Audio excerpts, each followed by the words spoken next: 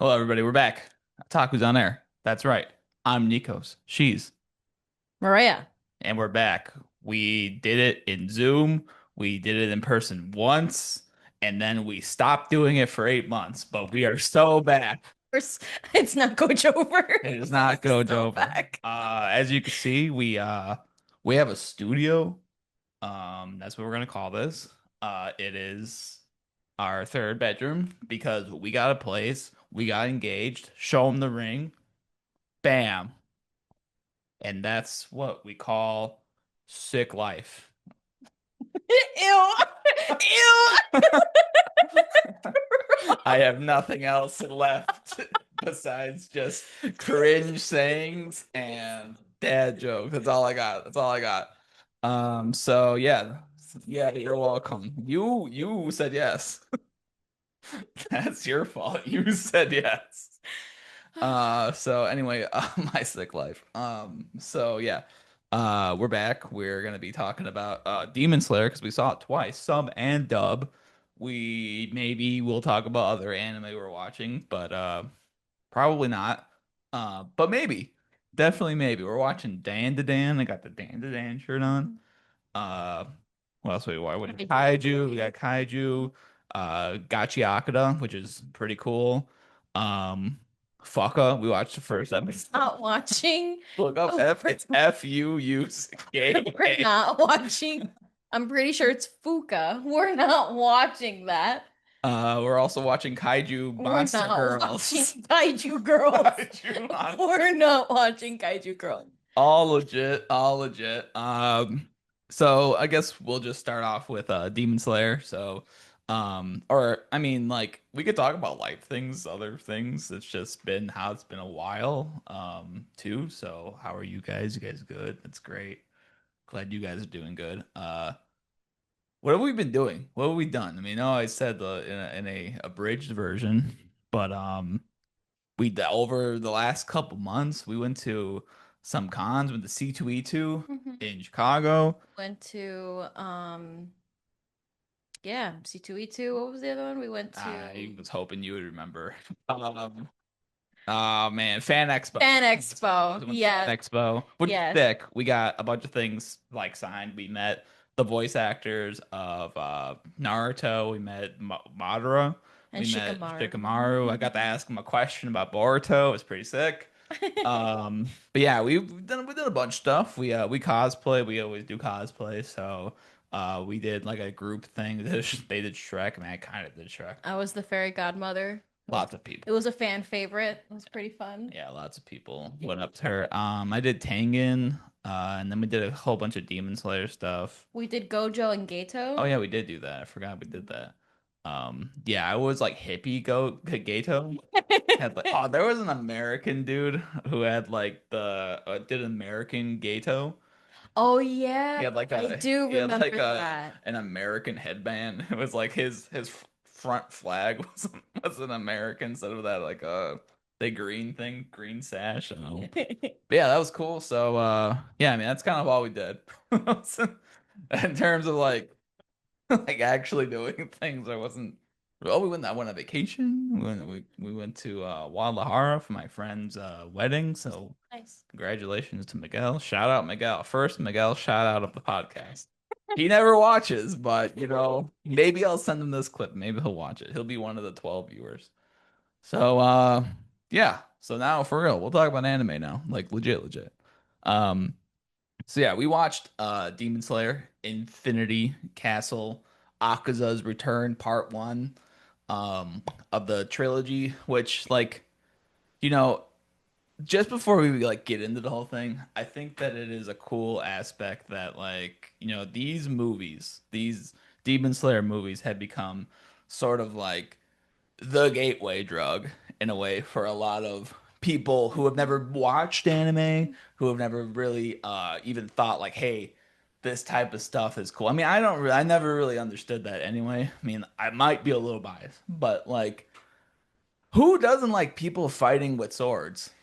And like some of their swords go on fire and they are fighting ninjas and there's demons that I mean, I don't know, that concept to me is really cool. Why do you hate fun? Yeah, kind of. It kind of seemed like I never understood like I watch a lot of I watch a lot of movie podcasts, right? So I watch like John Campea, I watch Den of Nerds, whatever, some other things. And on every single, I mean, I know, don't get me wrong. I know anime in general is maybe not for everybody for obvious reasons. Um, but like, you know, Demon Slayer is definitely one of the like okay, they do shout their moves out. Okay, I do get that. But on the premise, if you were to tell somebody, hey, this guy, they're basically samurai and he's fighting a demon who just uses his fists and he boxes the fuck out of him. Yeah. Yeah, no, I get that. I think it's also just like the premise of story. Like it not like breaks boundaries. I don't know if that's the way I want to put it, but it's a very relatable story that I think a lot of people can get behind. Like uh a boy loses his sister in an accident, Yeah. loses his whole family, and he's on this journey to find a way to get her back to normal. And in along the way, he meets other people that have gone through a lot of other tragedies, and he learns how to get stronger and overcome his obstacles, overcome like his own self-doubts, Yeah. learns how to help other people and just spreads kindness. Like I think that that's something that is easy to follow along. It is very like relatable. Like, you can find yourself in pieces of the story. Right. So, No, totally. Like, and I think the Mugen Train, movie, which was one of the highest grossing movies of all time for anime. And, that opened a lot of people's eyes up to like, wow, not only can anime cinematic, look really like an fucking actual good. movie. Yeah. It's not just Ghibli, but or Ghibli, and like the story itself was really great. We were just watching it on Blu-ray. Get Blu-ray hand. I'm high. I am big on Blu-ray stuff, physical media, big on it. But anyway, my point of bringing all that up is that it's kind of cool because that Mugen Train movie kind of leads. I mean, yes, there are two arcs in between Mugen Train and Infinity Castle. Um, but there's a lot of people who are not gonna go watch two seasons of an anime, so they just are watching the movies. And I was looking at the online discourse about it. They're like, "This is a perfect follow-up movie to Mugen Train," and it does really. It's literally called Akaza's Return. They didn't really market it that way in America. I don't feel like Yeah, I don't think they so. just said Demon Slayer Infinity Castle. And just assumed you knew Yeah, as a weeb that you would know what yeah. this meant. And that's kind of the unfortunate part about like marketing for these movies. Like not only did they at least in Illinois, Chicagoland area, they massively they just didn't give us any popcorn buckets. Like there was not enough. Like Yeah, I definitely feel like there was a big underestimation yeah. of how much this type of media means to people and how popular it actually is, especially in like our area, the Chicago area. Um, With the four AMC's and yeah, did not get one yeah. And popcorn we bucket. did see people with them. So we were like, Yeah. oh my God, They this is exist. our chance. Like there's still some left. And no, Yeah. they were every AMC we went to, both on Thursday and Friday, they were all gone. So like, I'm not gonna because it's not in this market. I mean, this movie is going like the Infinity Castle Part One, like on the like just the anime and then like the outside spectrum of it is gonna be probably close to 70 to 80 million dollars in the box office, which is Yeah. insane for an For an anime. anime movie, yeah. Like think of it this way: Weapons opened up to $40 million. Demon Slayer is beating. I think it is in less movie theaters than Weapons, which is not Weapons is like a horror That's what I was movie, about to say. which is Like already on the smaller side of horror like movies never do, yeah. I unfortunately. mean, it's amazing that that movie made that much money. Fortunate to me, yeah, that's a very high end Yeah. for horror movies, unfortunately. Yeah, but that just puts it in perspective that like anime movies are a full foot lower into the spectrum of like how many people are going out. So all that to say that the start of this movie already had like a very, very good chance of picking up not only people who went to go see the last one, but now they're like walked in this, and you don't feel too lost, right? Like Hmm. they let you know exactly what happened. Like it picks right up from the Hashira training arc, and they show you that. And I think that it's like this movie starts off. Oh, I was gonna say this goes without saying. We're going to talk about the movie Oh, yeah, in spoilers. detail. So if you don't want to know what happens scene for scene, skip this part. Yeah. Yeah. Well, yeah, this kid does. I guess you could just Goes without saying, skip but the whole podcast, I guess. But yeah, we're spoilers. We're gonna talk about the entire movie. About a story that's been out for years. So you gotta go read it. they're anime only watchers. You Uh, gotta be sure. Cover your bases. I'm covering it. So yeah. This movie starts off right when Muzan's yelling at Tanjiro and they're falling. And man, in both sub and dub, okay, I don't watch the sub of Demon Slayer. Gotta backtrack. Yeah, yeah, I don't watch the sub of Demon Slayer like at all. It's not that I'm like the sub versus dub bad. I'm not getting into that. I've watched the dub. That's just what it is. I watched the entire series that way. So like, whatever. But we watched it in sub and dub. Tanjiro yelling like Musa. Like God, I don't know. It was just in both sub and dub, it just itched to scratch. But him falling down, The anger, the desperation. God, it was so sick. It was so sick. Like there are some things in media that just when you are able to feel somebody's anger and desperation, like it just puts you right into it. And I think that Hmm. that scream, that guttural scream, just Hmm. puts you right into the mood of what this movie is gonna be. Like your favorite character is so close to completing his goals, and boy, does it get just does he just go all like he literally falls to the bottom. Yeah. So he has to make his Legit way. to the bottom. Yeah, so he has to fight his way up again. So in a way, it resets his character and it gets you started in this whole arc of what this movie's going to be. But the fall all the way down, oh man, I'm sweating uh Nope. like I was not kidding. When I was watching it, I've read the manga. I've read the So have manga. I I. know exactly what happens. I know he's not gonna die. But man, I'm sweating. Oh I fuck, was oh god. oh my God. I was like legitimately sweating. And I was like, dude, holy shit. Lisa, the opening song, I don't remember what it's Yes. called, but that song really just sets the mood. Just sets the mood. I was just so enthralled with everything that was going on in this opening sequence. Mm. Um, and like it's so great too because you have like I mentioned, it sets the mood for everything. And it really gets really gets you as a person like you're nervous because they're nervous Yeah. too. So anyway, moving forward, Tanjiro's falling. He gets caught by Giyu, and I love. Was very like we don't know any of the Hashira. Like you watch the Hashira training arc, and like you get kind of glimpses into like who they are a little bit, but up until literally just one of the last arcs, the Hashira training arc, it's like you don't know who any of these people are. Like Yeah, I guess you can kind of say that. Like, I think the only person, or like people, I should say, that we haven't heard from yet are Himajima. Um, uh, who did he get caught by again? What did you say?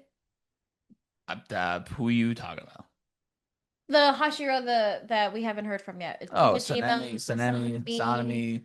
Sanemi. Yes. Okay, I know people are already saying, "Oh, well, there's the swordsmith training, or you got Togito, you got uh, Mitsuri, you got like Rengo." I understand. We've seen these people, but what I'm getting at is that there hasn't been an exclusive time where we've like really hung out with them. Like Mitsuri comes in, screams, and is fighting a dude with wooden swords, right? So with the wooden dragons, like we see that that's happening.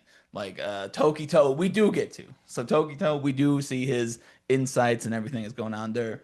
In the Hashira training arc, you do get these little moments with him, but it's not on the level of like Zenitsu or Inosuke or Tanjiro. So it's like when you first get to meet these, not meet them, but when you're getting introduced to them and you're seeing what they're about, I think it's a cool way to like get you interested in them right away because there are little story beats like when they're all falling down, you get to see Sanemi and Mitsuri R.I.P. They get the whole hands and they're like Oh, going. you're talking about Obanai and Oh, Mitsuri. sorry, yeah, Obanai and Mitsuri. Like they are holding hands and it's like cool. We get to see that little aspect. You get to see Tokito and Himajima. Uh, I liked every scene that they were in. Hmm. Like I thought they were sick. Yeah, no, I think they did a really good job of kind of showing how each Hashira is feeling within this moment, especially with Himajima and Tokito's pairing. You get a snippet after we cut away from Giyu. That's who I was trying to think of. Uh, Giyu and Tanjiro. You see that they're talking about Ubuyashiki, that he's passed away, and Tokito wasn't there for that. So Himajima's explaining to him what happened, and you get this glimpse into how Tokito feels, and then Himajima's response is that everybody feels the same the way he does. So you kind of get this really nice glimpse into how close knit they all are, and not just as a like a core, but yeah, as a team within a team, right. like how the Hashira are, A and what the family. right. And they, honestly, yeah, like Yeah, he Tokito explains it as not only did we lose our master, we lost our father. yeah. I thought that was really Almost cool. verbatim. I'm a little paraphrasing a little bit, Yeah, but that's basically he's like, I lost my father. yeah. That's what I mean by like getting to see and having more of a connection to them versus them just like spilling all their backstory by just telling us, So like you get to have that more in-depth storytelling that is like, you get to see everybody's reaction. Like even Sanemi, who is kind of an asshole to everybody, even he starts crying and saying that he couldn't Couldn't defend. save him. Yeah, so like that's really cool. And it's funny, not funny, haha, but maybe funny, weird, that everybody is crying, right? And then Himajima's like locked in. The man who was always No, crying, the man who I was love always crying, he is locked in. Man, and let me just do a sidebar. The most sidebars of sidebars. I've said this spiel to you like 3 times, but just send him on every mission. Send Himajima on every single mission. Like I don't care. Even Shinobu says it. Shinobu's like, man, dude, if you saw him coming, you would be. Thank God. Thank God the 7 foot dude who holds a goddamn bomb. which when we get there, He's crazy. He's fucking blind. Like it's crazy. He's blind, can't see, holds this weapon of mass destruction and an axe. Like yeah, I he's forget what that's called. It has a name. I don't know what it's called. I remember those things from Finding Nemo where if you hit it, it's a bomb. That's not what they. What- Whatever. Whatever it is, that's what blows up every single time. Every single time he hits somebody with it. Anyway, Yeah. my point being is that send that guy in every mission. Imagine that guy in the Mugen train. What was he doing Mugen train? You have to send Rengoku. No, no, no. You send that guy to go and destroy the top 10 lower rank dude. Are they Anyway, morning stars? I don't know what they're called. They need The to things do from that. Finding Nemo. That's what they're called from here on out. He Or a wields the flail? he wields the Finding Nemo bomb. That's what he No. that's what he wields. So anyway, back to the plot. Um, yeah, him and Tokito doing some teamwork stuff was really cool. But you got to go back to Giyu and Tanjiro, like their teamwork and them running around. Uh, comedic genius. Like I love the little comedic moments. Of like Giyu's like, we need to get there fast. Tanjiro's like, yeah, we do. And then it goes turns them into little chibis, and they're going, and then He's like, he's just so cool. What is he thinking? yeah, they're so funny together. Like it's really hilarious thinking that Tanjiro thinks that Gyu's like the most awesome person in the world. Like he is just Gyu's #1 fan. Which is I guess he kind of does that to everybody in a way. Yeah, yeah, I But think he really idolizes all of them. yeah, so so then we move forward in the plot and it's like there's a lot of moments in this movie that people have problems with the pace. And there's a lot of cutaways to like flashbacks. There's a lot of cut back and forth between who's doing what. But we go right into Shinobu and Doma's fight. Which, Uh, oh Lord. I see, as I know what happens, I've read the manga. I know that it happens pretty like just as it did in the movie. It happens very early on yeah, in the arc. I knew that, but but when you see it happen for real and you know that it's coming, you just kind of sit yeah, there like, fuck, here we go. right. I'm gonna try to not do like spoilers for like later on past this Yeah, movie. I'm yes. going to try to not to. If I mess up, I am so sorry. Yeah, But ditto. I'm gonna try. We're both gonna try. But yeah, so we both read it. I've read it recently, and I read it like a while ago. So it was like I remember that these people die. I don't remember how it happens a lot of the time. So you So won't get yeah, so. don't remember. Yeah, so like the Shinobu like okay, I think I'm gonna get hate for this. I think Shinobu was like not the most interesting person out of them all. I It's just disagree with him. I get it. I get it. I get it. I get everybody has their favorites. I understand.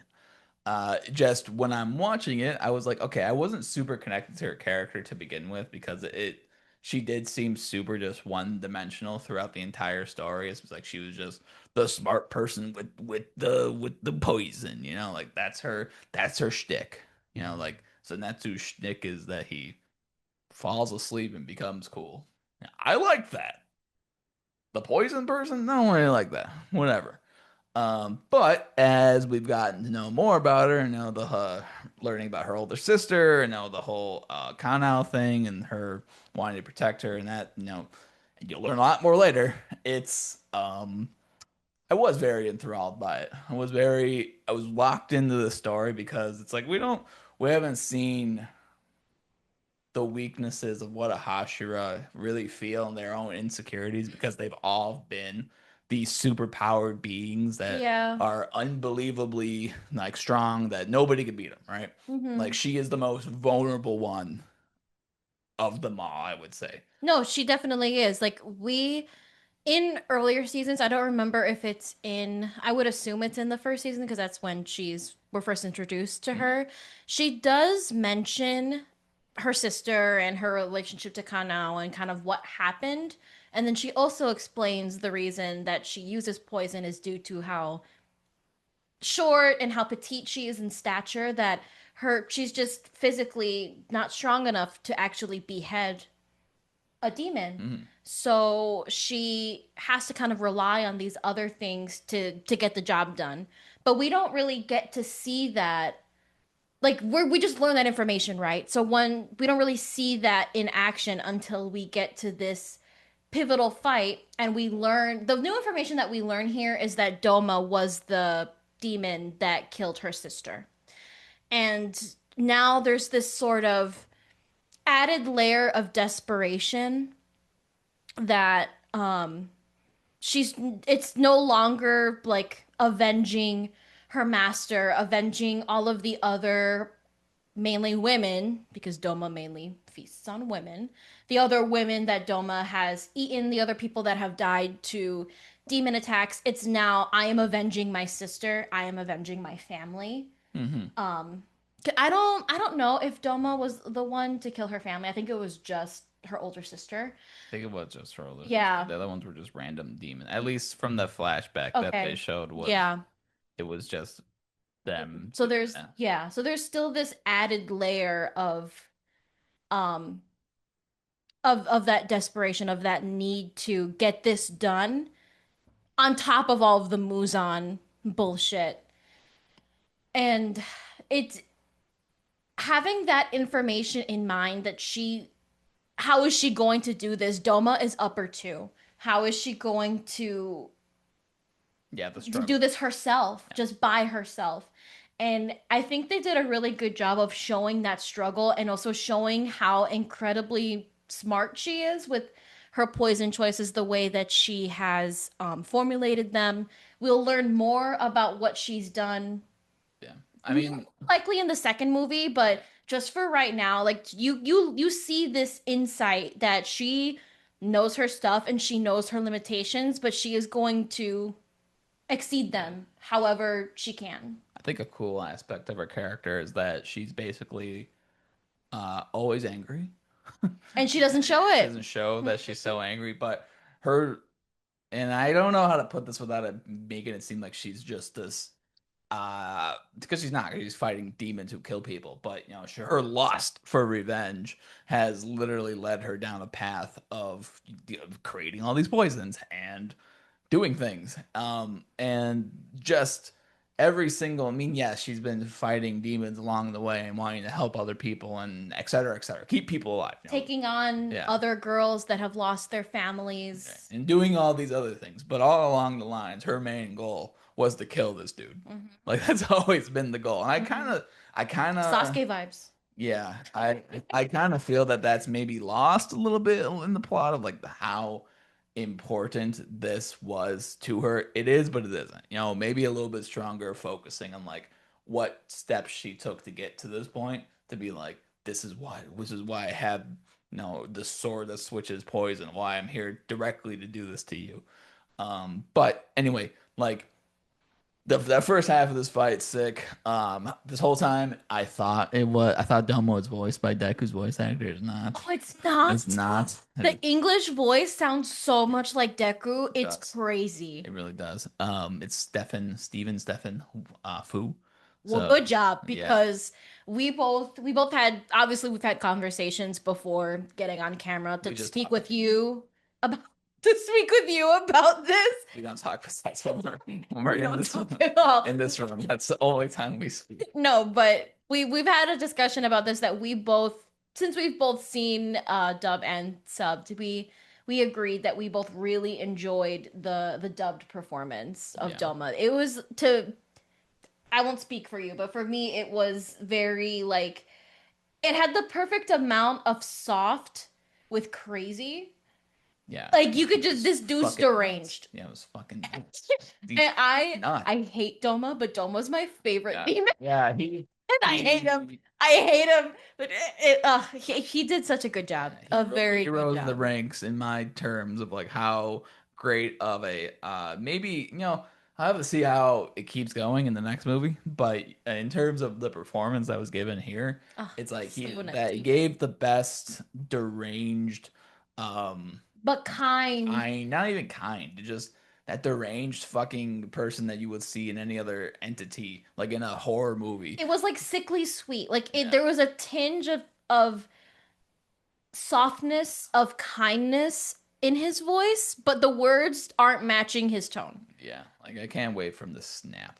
Like when he snaps, insane. But yeah, he's the most condescending person that you can meet, and it's crazy because it's like he is just a kid, kind of.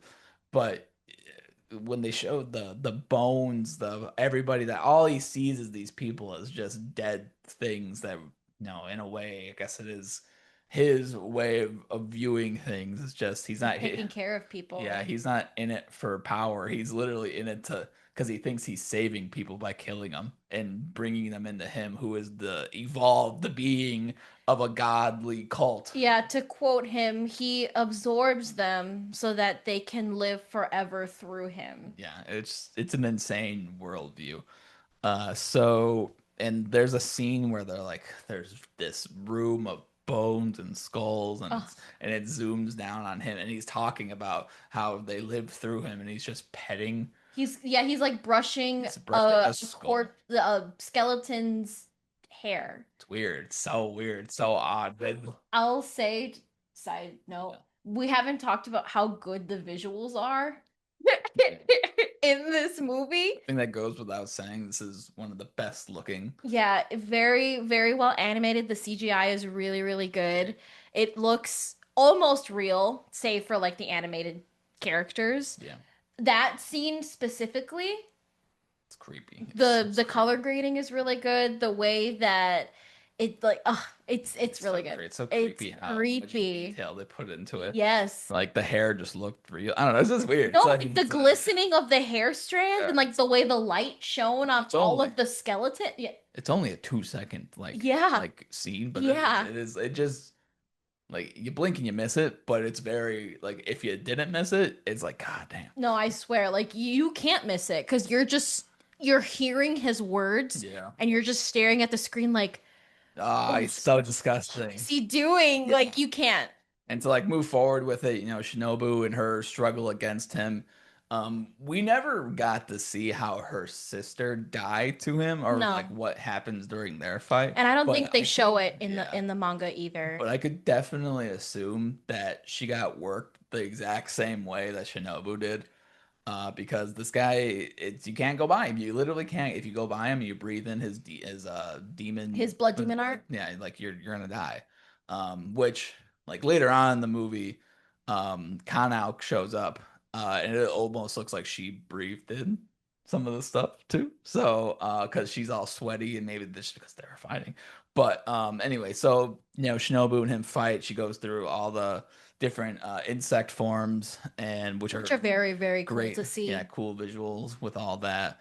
And she has her final plus ultra attack and gets, oh my God, gets absorbed by Doma. And Doma's just having a kind of like, oh, thank God. He's just hugging her. Oh my God, and crushing her neck and oh my God, it's so gross.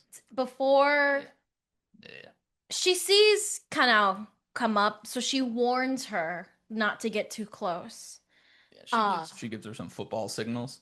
no, low key. She does some hand signals to inform her not to get too close. Yeah. But yeah, So it's a very morbid view to like see a body get absorbed into another body. And the whole time he's just smiling and like hugging himself. weird. And then is like, basically, you're next to Kanao. Like, oh Yeah. my God, I can't believe the feasts are just coming to me. Yeah, Like, it's yeah, it's so odd, but yeah, that whole fight was really cool. Leading to Kana walking in and the guttural scream that she releases is yes. oh man, you're like, oh God. Yeah, because you put it into Kanao's perspective too. She was an orphan. She didn't have anybody, and she Yeah, really took to Shinobu and her older sister to kind of guide her and give her this feeling of family because she was way too young to really know. So she's watching the only family she has left get absorbed by this dude who's telling her you're next, God. essentially. Yeah, it's gross. So Shinobu dies. R.I.P. Shinobu. Uh, wish we knew you longer. So she's dead. It's gonna be Kanao versus Doma in the next one. Which is so funny how they cut back to Doma later on, and because it's like we leave him for like 2 hours, and then they come back and Doma's like, where were we? And Yeah, anyway, and and then Kanao is just kicking ass. no, Kanao is not kicking ass. Kanao has like three cuts and is like looks like she's about to die. That's She where we looked. cut I that. thought that she was like not like kicking ass, but like she was holding herself Doma down. Doma Like had she no was holding it down. Doma had no damage and was like, where are we? Oh yeah, you. And she's like, she's like breathing, sweating, little cuts all over, and it's like, well, I've seen this story No. 20 minutes ago. So we know where that goes. Anyway, so we now cut to my new goat, Zenitsu. You know what? We gotta talk about it. All right, Zenitsu, super annoying. I will still stand on the train that he was super annoying from the beginning of the show. He literally almost made me stop watching the show. Every single time he spoke in I the heard it beginning, I nonstop. muted the TV. Like he was so annoying. Oh my God. And yeah, I thought it was really cool that he would fall asleep and become this cool thing. And I like that. I like that a lot because he does become super cool. Um, Still wasn't like my favorite guy. I actually had to get I didn't had to get it, but I got a cloak for the movie because we all dressed up for the movie, and I was like, I don't want to get Zenitsu. No, for real. He was like, I don't want to have to dress like Zenitsu. I literally was like, I don't want to do that. After watching it twice, maybe I will. But yeah, I guarantee at the next convention that there's gonna be so many Zenitsus. There's gonna be so many Zenitsus. But yeah, with all that out of the way, Zenitsu versus I wrote it down. yeah, because I don't remember what his name is. Kikaku. Kaigaku, his older brother. I told again because I guess we're laying it all on the table here. I've only watched the first season of Demon Slayer like once because I really don't like it. But I've seen Mugen Train a bunch of times. I've seen the Entertainment arc a bunch. Tengen's my favorite. I've seen that a bunch of times. I've seen the Hashira training arc and the Swordsmith Village arc at least two, three times at this point. So the first season is very much like, oh, I forgot about it. Plus, it's like in the beginning of the manga, so it's so Yeah, they do explain like the situation with his brother and his grandpa yeah. right at the beginning. And then we don't really hear about the happenings within his family until the Hashira training arc Yeah. when Zenitsu gets a letter explaining that his grandfather has committed seppuku, Yeah. and his brother is an upper rank demon. And we also find out other things regarding his brother later, but for now, this is what we find out. His brother's a bitch. Low Just key, gonna high say that key. right now. The biggest Yeah. bitch. Yeah. The big you think Salami, you think Salami is a bigger bitch to his friend or his friend, yeah, I guess his His acquaintance, brother. his acquaintance, Genya. uh, Man, no, this guy, oh my Lord. I mean, I guess Sanemi would do the same things to him, to Genya, I think but to like, sidetrack, I think Sanami's and Genya's relationship is a little bit more complicated than Zenitsu's yeah, and it is. Kaikaku's. But I don't think, also just because I know what happens, I do not think that he would do the things that Kaigaku did. Oh, No matter what he thinks about Genya, nah, yeah. he would never do that because at the end of the day, that's still his brother and he still does care. He's just kind of an asshole. God, So, yeah, but yeah, Kaigaku, we learn through the conversations that he is having with Zenitsu before they begin their actual fight that he became a demon because he wanted to basically stick it to his grandpa because he thought that he was going to choose Zenitsu as the successor of Thunder Breathing. And we also kind of go more into detail about how Kaigaku learned, or rather mastered, all of the other breathing techniques in Thunder Breathing, and he couldn't do the first one. And we all know very well that Zenitsu can only do the first one. yeah. So Zenitsu tries to explain to him that his grandfather's wish was for both of them to become the Thunder Hashira. That they together they both can master it, like they both are the Hashira essentially. Yeah. But Kaigoku in his selfishness His thought bitch assness. thought that he surpassed Zenitsu completely. So it's God. Yeah. And then they start fighting and the visuals are so good. I really love the detail and I don't know if this was something that was shown to us in the previous season that Kaigaku's introduced. But I noticed it in this movie that Zenitsu's sword has a little thunderbolt on it, and it is the perfect opposite to Kaigaku's sword. So Zenitsu's sword is gold with a black thunderbolt on it, and Kaigaku's is black with a yellow one. So they perfectly match each other. I love the parallel. And even their thunder like complemented each other. Like it was It was really so cool cool. to see the when we saw it in dub, we saw it in IMAX. So the sound quality of the Oh man. thunderclaps were very, very It good. was this was my favorite fight in the movie. It was Um very visually like Akaza pleasing. later on, Akaza and Tanjiro, that fight is really cool too. It's hard to say what fight was my favorite, like super Yeah. favorite, but I think if I were to like really, really dig deep what it was, I think it was Zenitsu versus Kaigaku because man, something about blue lightning crackling and just sword and lightning and that whole thing is so sick. And it's his whole fight was very much like an equivalent of what both their stories are like their Max. both their lives have led to this point Mhm. of like who is actually the better swordsman between the two. And Thunder breathing specifically. they've always been compared to each other. They literally took the exact opposite paths to get to this point, and it's um and I think it was really cool that at the end of the day, we see, I mean, not at the end of the day, but with these stories, you get to witness and through what people are talking, like background characters are like, oh, he didn't even learn the first thunder Kaigaku didn't learn the first thunder breathing technique, which is the formation, the, All the of the them. basis of every other technique. So every other technique is you're just kind of waving your sword and electricity comes out. You're not really putting your back into it. And Zenitsu's like, shut up. Yeah.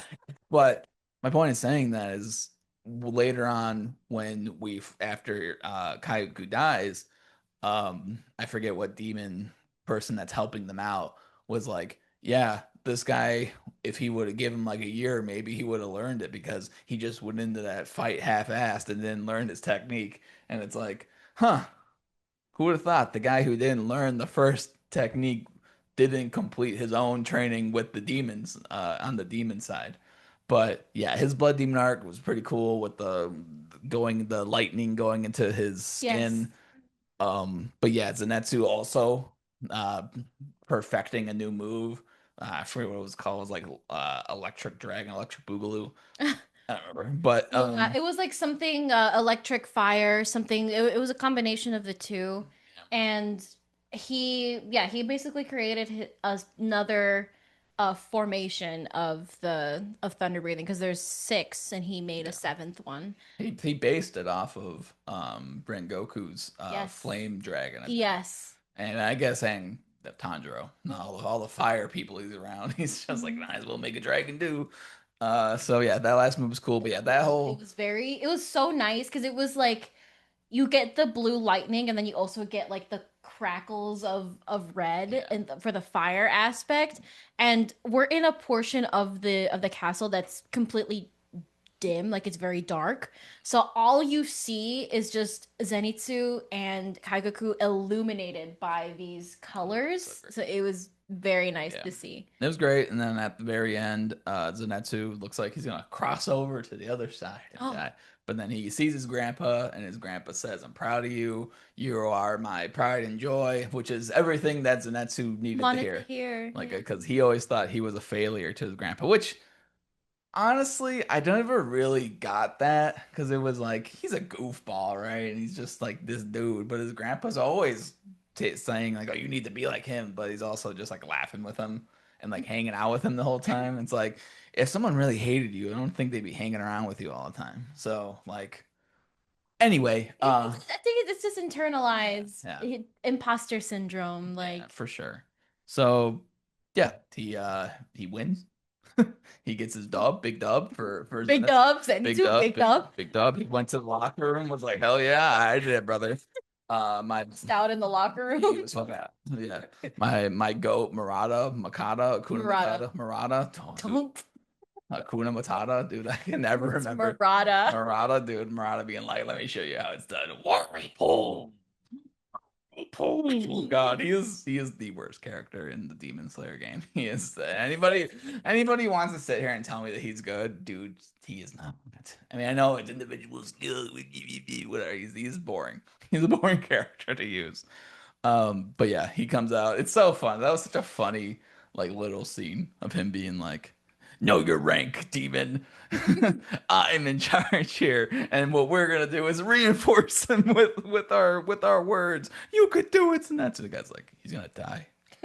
He could die at any moment. He can die right now. Morano's like, no, he's gonna live. You gotta go plus ultra and live. And we'll fight for you. And he's yelling, and the demon shows up and they fight it. God, I love the Demon Slayer core. The Demon Slayer core are my favorite. They just show up and they're like, every single time, there's always one of them that's like, "We're gonna make it." Like the next scene, they're dead. Like, oh my God, the first season with all of them being like, "I'm scared." The guy's like, "You should be. We're gonna die here." He's like, why do we do this? Because we fight for the ones who can't. And then the next scene's in dead. It's like, oh God, I get it, but oh God. So yeah, so then we get to the main event. We get Canelo versus Canelo. um yeah, Akaza got part two, Akaza versus Tanjiro You. and Giyu. Yeah, Giyu's there. Um man, what a great fight. What a great opening rounds were Mhm. good. Uh Tanjiro got some hits in early. Akaza really put the body on him later on. I'd say the officials were tied at certain points. Um and then The sports yeah. broadcasting of the Akaza versus Tanjiro No, okay. fight. So for real, Akaza versus Tanjiro, you know, Tanjiro sees him and is instantly like I wish we could have saw his aura, like him going from like talking with you and being like something's coming, and then he smells them and just Oh yeah. it's Akaza. And God, it's so cool. And I love the rainbow technique that he uses to go away Yes, from me. He's yeah. like, and he cuts it. He's like, Because it was hidden rainbow or that's something. so cool. And he cuts off his arm and he's like, if I can't cut off his arm, I can't cut off his head. And he almost cuts off his neck right the Yeah, he begin the gets fight. like a good third in, and you like we kind of see it at the beginning of this movie, like the extent of how far Tanjiro has become so strong. Yeah, But in this like tower moment of Tanjiro facing Akaza, you really see how strong he actually is and how much he's built his Hinokami Kagura, like his techniques. And he's even like acknowledged by Giyu of him saying he's Hashira level yeah. at this point, and he could practically take Akaza on for the most part on his own. He did a really like a pretty decent job of Sure. holding him off while Giyu was kind of down for a moment. Yeah, I think it was the And build. I think it was a build up, really. I think the beginnings of the fight was Akaza seeing where Tanjiro was. He was kind of playing with him. no, And no, then I agree with and that. then Gyu and him got into the real fight, and then they're going on. And as the fight went on and continued, Gyu did save Tanjiro a couple times, and Yes, vice versa. Tanjiro was like watching. Well, Tanjiro saves him at the end, but like Tanjiro was just watching and trying to figure out, not diving head into the battle. So I think that makes up for like his lack of being able to, because he not that he wasn't able to keep up with everything, but he was trying to figure out why he kept getting knocked out. Why his moves were being anticipated. Yeah, I think that's being confused over in the online. I've seen a lot of discourse about it of people being like, "Well, he was this strong to cut off his arm and almost slice his neck off in the beginning. Why was he not able to keep up throughout the fight?" And it wasn't that they were just descaling his power. It was because he was trying to figure out Yeah, he was what, strategizing. yeah, he's trying to figure out what was going on with Akaza because he was witnessing these two powerhouses go at it, and it doesn't really matter whatever Giyu threw at him, it wasn't working. Yeah, I mean, he's seen it with Gyu, and he also saw it with Rengoku in their fight of like, okay, why is he able to Yeah, so quickly anticipate what moves are coming next before they even lift the sword, you know? yeah. Um, so we do get a lot of um back stories. Like, History, yeah, there's a phrase I can't think of the it. backstory, lore, We get a lot of flashbacks. flashbacks. Flashbacks. We get a lot of flashbacks in the Akaza fight. And one of them is where Tanjiro is with his father and they're talking about Well, the hold on. Let me set that up really quick. So, like, oh yeah, yeah, there was a lot of. It was really cool. So, Giyu gets punched in the face and gets thrown somewhere, and then yeah. yeah, yeah. And then Tanjiro was like, "Oh, what the hell?" It says his name, and then Akaza's right in his face, and then they go and they start fighting one on one, and Tanjiro like is about to lose his sword and literally hits Akaza so hard in the head that it knocks some memories loose into his fucking head back. You just see him go. Yeah, literally, it hits him in the head, and like Akaza has a moment where he's like, "What the hell? Where am I? What the hell hit me? Why do I hate you so much?" And then the backstory start loading up, so they continue to fight.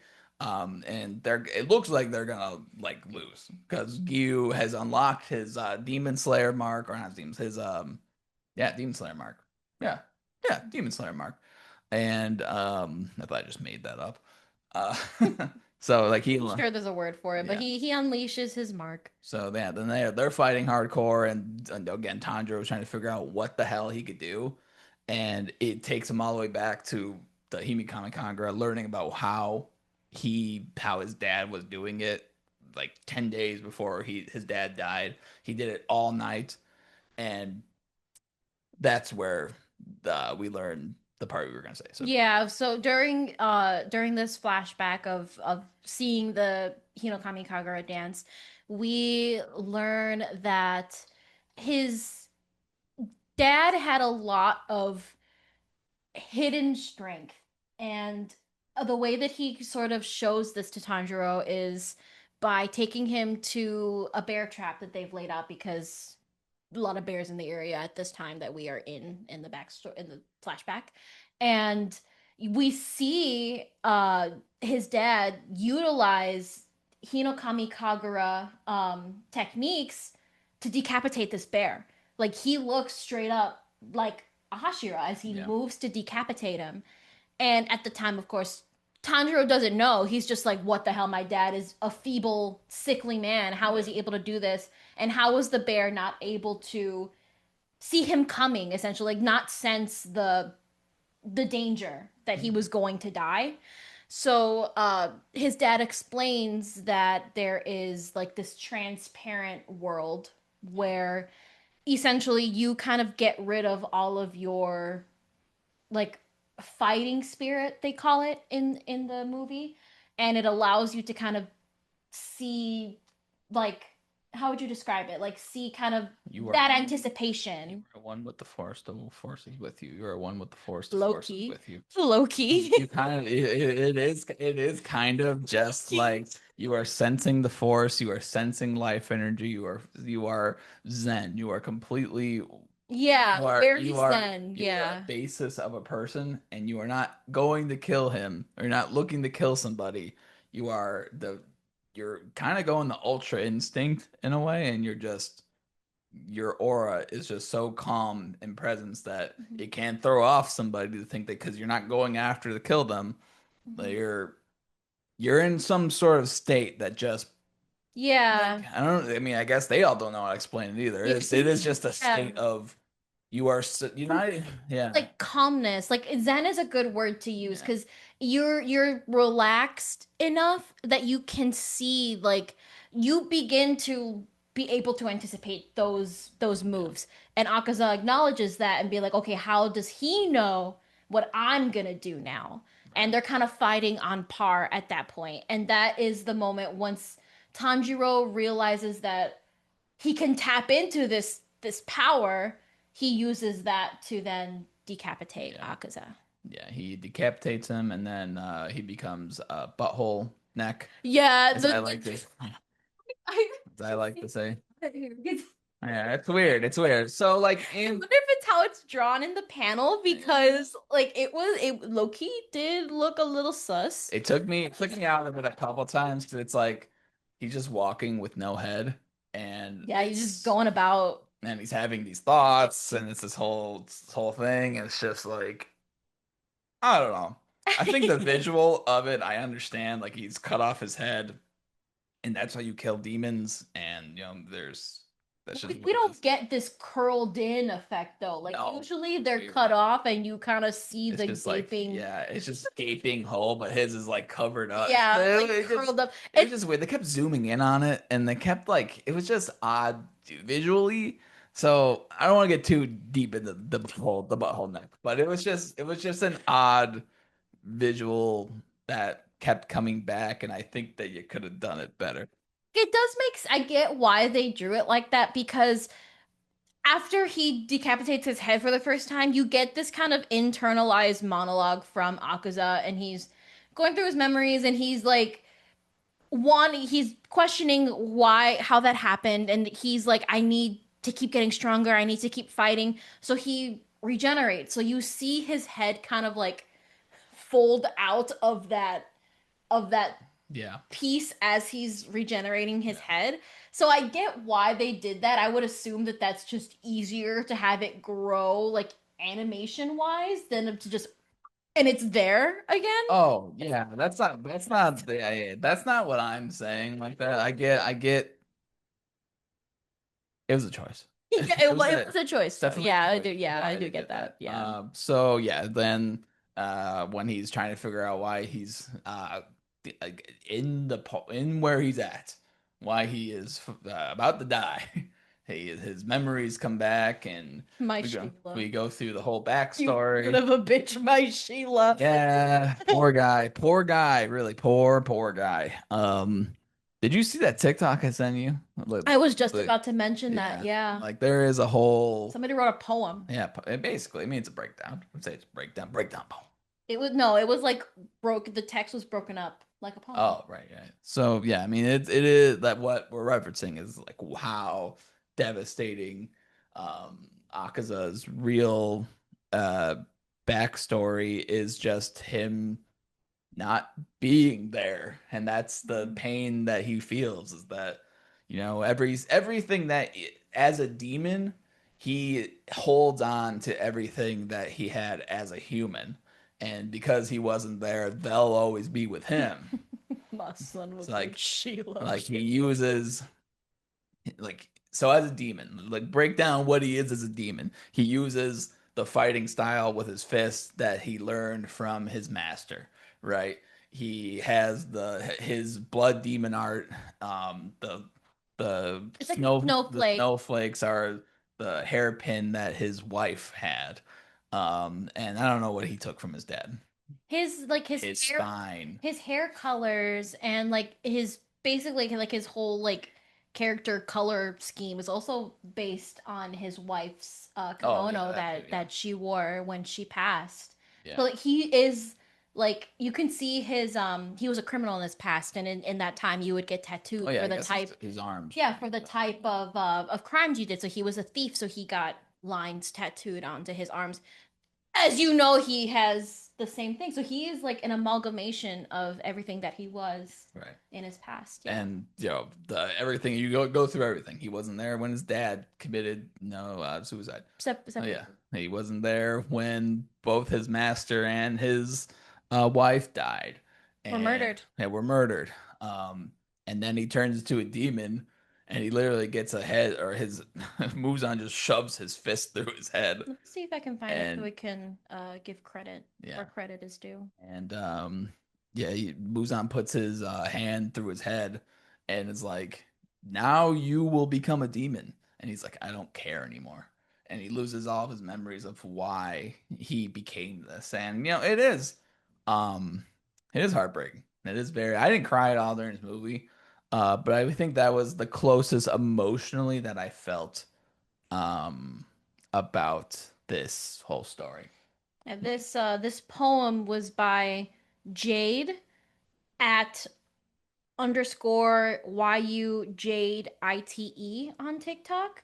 Yeah. If you want to go and look at what we're referencing, and I think that that she put it very very well into perspective, that he all that he did in his life was to protect the people that he loved, and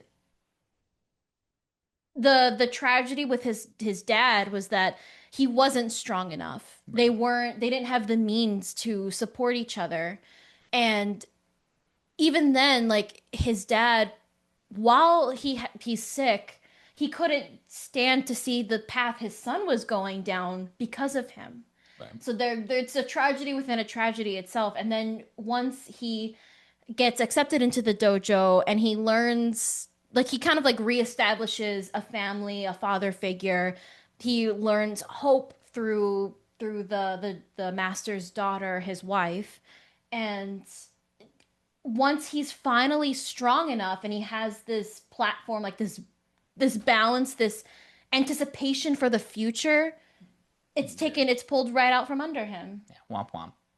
Yeah, this she puts it very well into perspective. Very beautiful writing. So it's kind of cool how his end though too, where he's struggling to stay whether or not he wants to still become a stay a demon and finish off this fight because Gyu's but they're both about to pass out. Tanjiro is passed out. Now Tanjiro for the yeah, Tanjiro's passed out. Gyu's like I am fighting this butthole neck and he's still getting up. And yeah, so like the final blow was like you kind of gives up on it, and Tanjiro's like, "Whoa, what the hell?" Gets up and goes to like slice Kyu or Akaza's neck off again, and he loses his sword. And Tanjiro, never the run from a fade, Kamado, he uh he just punches he punches the life out of Akaza.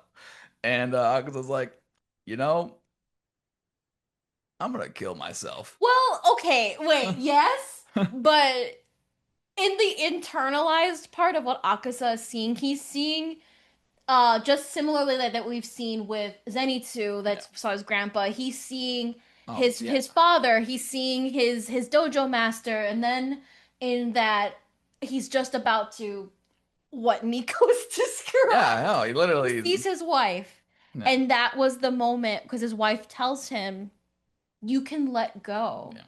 And that was when, oh, he's also seeing Muzan. Muzan told him, "Get the fuck up. Yeah, My lock in. soldier's rage." Yeah, lock in. Lock Yeah, in. lock Get in. up and lock in. And that then he sees his wife, and his wife was like, "No, Yeah. no, you're done." Yeah. And that is when Alcazar decides to I commit mean, seppuku himself. I Like mean, he destroys his entire he body. like And, punches holes yeah. into his And then he body. has that thought that you just said, and then he disappears when he Oh, finally I thought sees. he did that after. No, no, My no. bad, Shawnees. Yeah. I thought he did that Because after. Tanjiro punches him. He's like, it's like, why do I hate this person? And he's like, then he has the memory. Oh yeah, that's my dojo master. Yeah, and then he has the memories of everybody. Which, by the way, Akaza's trainer or his master Channing in Tatum. the English dub was Channing Tatum. And like I've told the story so many times now, but God, I did not know it was Channing Tatum. I knew that he was playing somebody in it. And we were Um, waiting for and it. I, We were and looking out. and boy, does he do such a great job because boy, do I love his voice in it. I love Yes. his voice so much. It was so nice. It was so like they literally did choose. That is perfect casting because God, his voice was so great. Very soothing, Yeah, very like firm but gentle. yeah, Very good it voice. was great, and I was so ready to see who this person was, to, like go follow their career and like Deadpool Wolverine. It's Channing Tatum. I was like disappointed and surprised at the same time. I was very like, yeah, he's never doing this again. So, yeah, that was pretty cool. So yeah, Akaza lets himself go. He goes to hell, and yeah, the movie's over. I like to think that, and I've seen a lot of online discourse about this Yeah, too, where people like to think that his wife went with him. maybe. Yeah. And I like to think that too, because they kind of allude to that he is with his family now. Like they don't say that he's in heaven or hell, but like Oh, it's he's hell. There's flames. There was flames. his wife was hugging him through it. So She got to enjoy 1,000 years of heaven. She's like, what's forever in hell? Right, that, get that on a I was pillow. about to say that's actually Get the that. low key fire. And it His was, pen is you burning. know, so yeah, then he dies and Tanjiro's like, let's go get that way. He passes out. Gyu's like, I'm not going down like him. And And then then he goes down like then him. goes passes out. So yeah, then the movie is over. Muzan laughs evilly. He's like, ha ha ha! It was you guys will try and fight me later. We didn't even talk about that. So one of the things I liked about this movie was that it was very panel for panel. Like I could see the black and white in my mind's eye. But when you're reading it, you really can't see the extent of power or the extent of how gruesome these things look.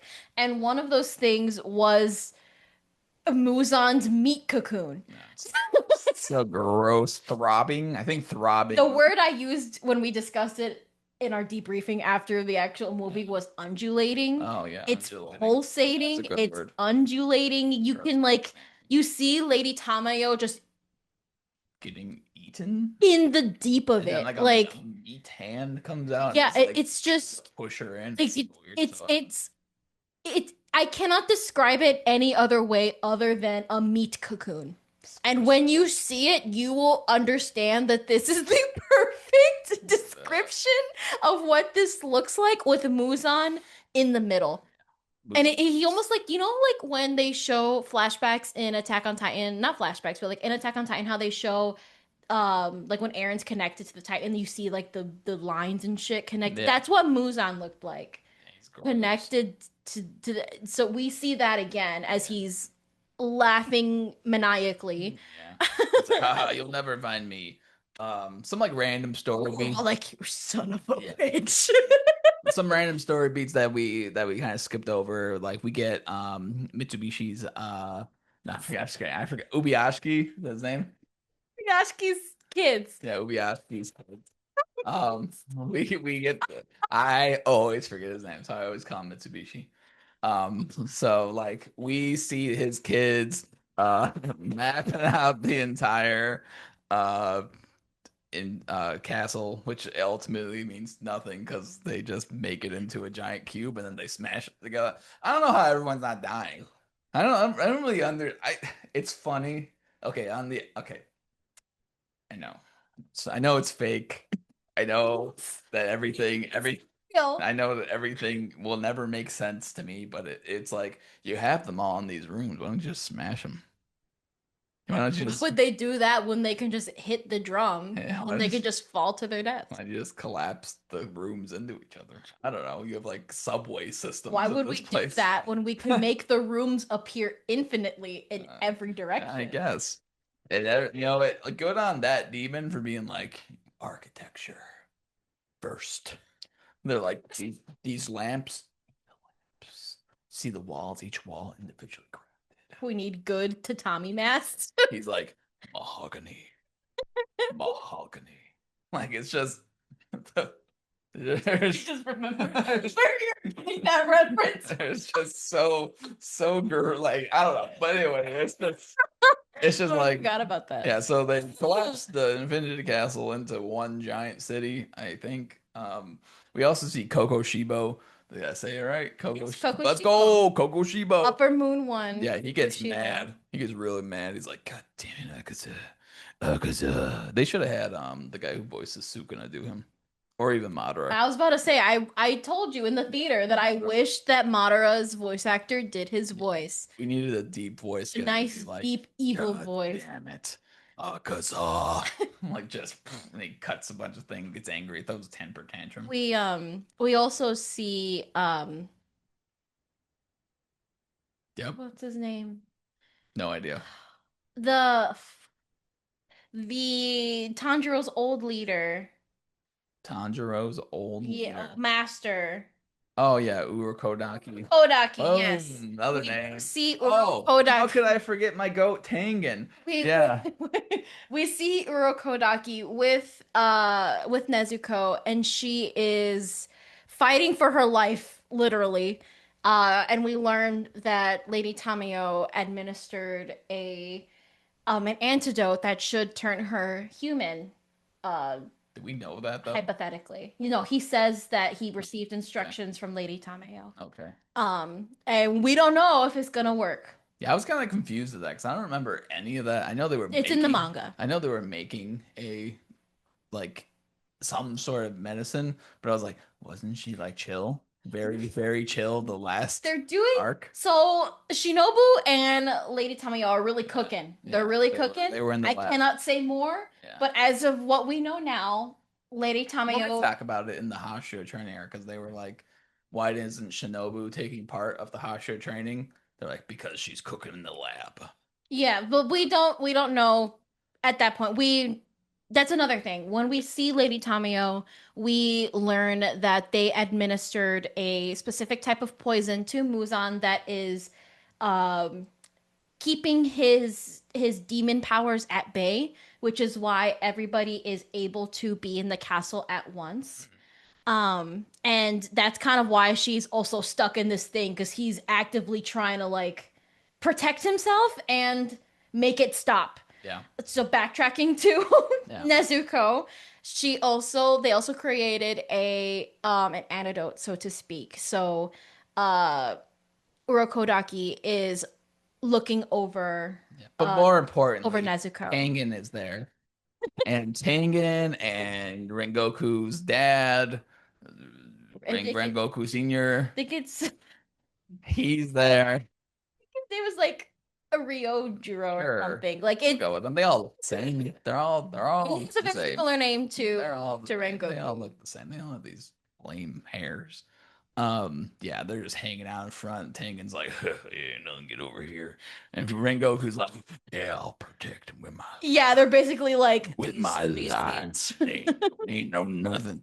My thought is always every time I see that, well, they're them hanging out in front, it's just it's so cool. But also it's like Muzan brought everybody, literally brought the random Demon Slayer core people. He didn't think like, hmm, maybe the Hashira that are still. I mean, like it'd be weird if they zoomed in uh Zenitsu's old grandpa, but like Yeah, what was Muzan like? Let me see. He's off the team, I don't right? know. They're taking retirement very, very I know. seriously. They're retired. Muzan's like, I can't, They're, I can't bring them.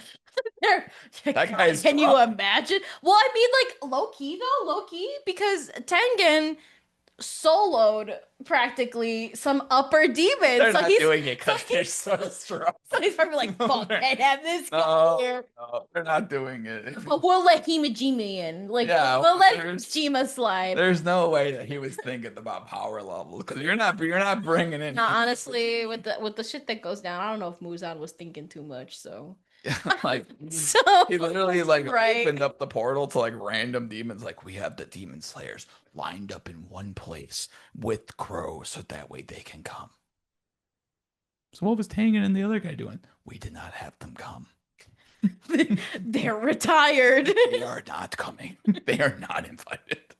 Like I don't know, whatever. But anyway, that is probably the reason why, because that we learned the whole plan of what Himijimi and uh Himajima. Himajima, and I always call him Himijimi, and whatever it is, what's his name? Yeah, Uyashiki. Ubiyashiki and him, like their plan was to have all the Demon Slayer core parked in random locations close enough so that way They can they be can be at Muzan's look they can be at the location to go kill him. But they didn't know. Okay, so here's the thing.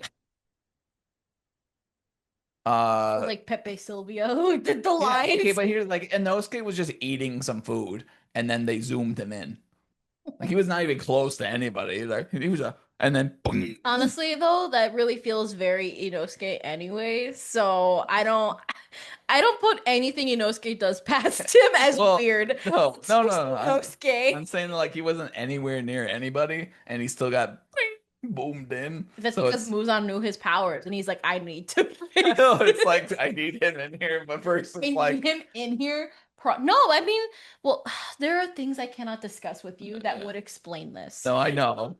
But I think this is a conversation for a lot of people that this is what I think about. There are things that I know that Yeah. you can't yet. This is what I think about though. That's something that I would think about. But yeah, anyway, so the ending is that we learned that.